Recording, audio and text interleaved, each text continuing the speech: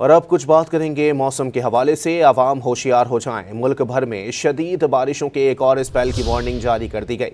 NDMA के मुताबिक आज से 30 अगस्त तक मुल्क भर में बादल खुलकर बरसेंगे। मुल्क के मुख्तलिफ इलाकों में बारिशें शुरू हो गईं। आज से 30 अगस्त तक पंजाब, खैबर पख्तूनख्वा, सिंध और बलूचिस्तान के बेशतर शहरों में तेज बारिश का इम्कान है। बारिशों से दरियाओं की सतह मजीद बढ़ सकती है। पहाड़ी इलाकों में लैंडस्लाइडिंग का खदशा है।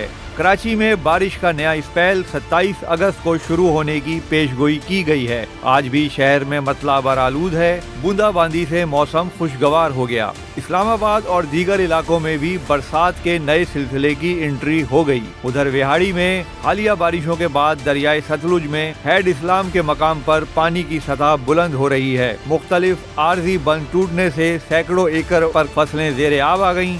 दर्जनों अफराद को रेस्क्यू कर लिया गया।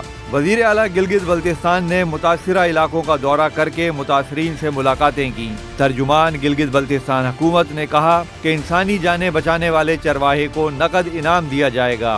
गुज़श्ता दिनों चरवाहे ने दर्जनों अफराद की जानें बचाई थीं। NDMA ने मजीद बारिशों के पेश नज़र अपील की है कि अवाम एहतियात करें।